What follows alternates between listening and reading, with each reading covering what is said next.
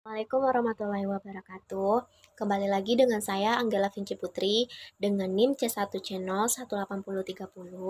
Saya dari kelas R10 Akuntansi. Di sini saya kembali lagi menjelaskan tentang materi tentang aspek keperilakuan pada persyaratan laporan atau pelaporan. Next, pembahasan yang pertama yaitu syarat-syarat pelaporan. Dunia saat ini penuh dengan persyaratan untuk melaporkan informasi kepada orang lain tentang siapa atau apa kita ini. Bagaimana kita menjalankan hidup kita, bagaimana kita mengerjakan pekerjaan kita, dan seterusnya. Hal-hal ini pada umumnya sering disebut sebagai persyaratan pelaporan. Kebanyakan riset tentang akuntansi keperilakuan mengenai dampak informasi telah memfokuskan pada bagaimana penerima menggunakan informasi yang dilaporkan guna membuat penilaian dan atau keputusan. Intisari dari pelaporan akuntansi adalah komunikasi atas informasi yang memiliki implikasi keuangan atau manajemen.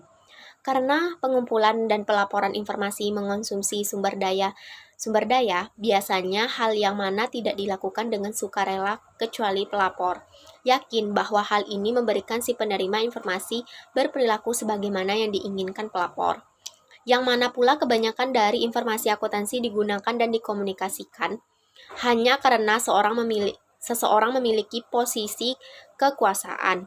Nah, persyaratan pelaporan dikenalkan dan dipaksakan oleh beraneka ragam orang dan organisasi dengan cara yang beraneka ragam pula atau beraneka ragam rupa. Next, adapun persyaratan pelaporan mempengaruhi perilaku. Persyaratan pelaporan dapat mempengaruhi perilaku pelaporan dalam beberapa cara. Bentuk lain dari pengukuran yang digunakan dalam organisasi seperti audit di pengamatan langsung juga memiliki banyak dampak yang sama terhadap persyaratan pelaporan, setelah dampak spesifiknya sendiri. Adapun persyaratan pelaporan yang mempengaruhi perilaku ini ada 6. Yang pertama, antisipasi penggunaan informasi. Pengirim menggunakan persyaratan pelaporan itu sendiri bersama-sama dengan informasi lainnya untuk mengantisipasi bagaimana penerima akan bereaksi terhadap informasi yang dilaporkan. Dan yang kedua ada prediksi si pengirim mengenai penggunaan si pemakai. Di sini, dalam kasus-kasus lain adalah jelas dari respon penerima atau kurangnya respon penerima bahwa mereka tidak menggunakan informasi yang dilaporkan seperti yang mereka katakan. Yang ketiga ada insentif atau saksi.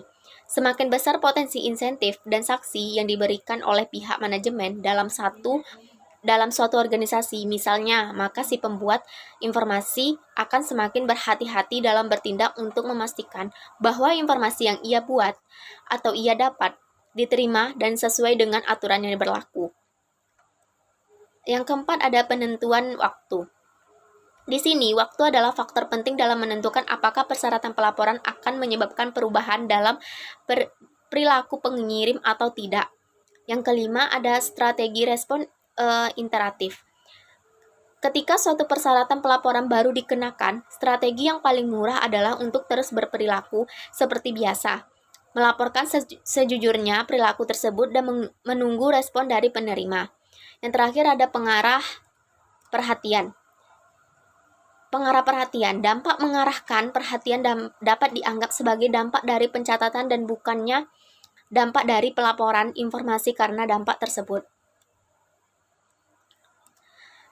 Next, selanjutnya dampak dari persyaratan pelaporan.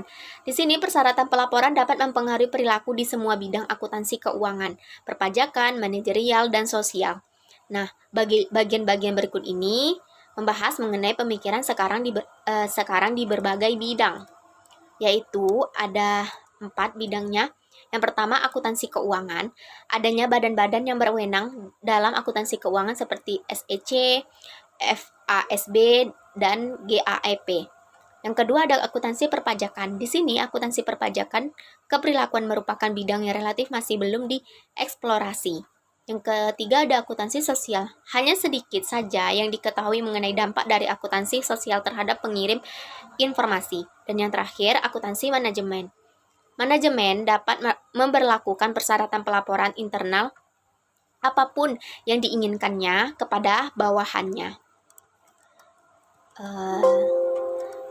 Next. pembahasan yang terakhir adalah penilaian dampak terhadap pengirim pelaporan.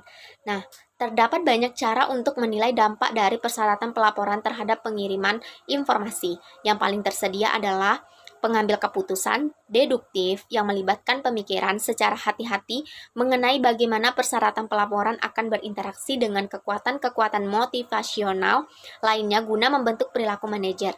Teknik ini sebaiknya selalu digunakan sebelum memberlakukan suatu persyaratan pelaporan. Nah, cukup sampai di situ dulu hasil dari atau penjelasan yang saya paparkan. Kalau ada kata-kata yang salah, saya mohon maaf. Wabillahi taufik wal hidayah. Wassalamualaikum warahmatullahi wabarakatuh.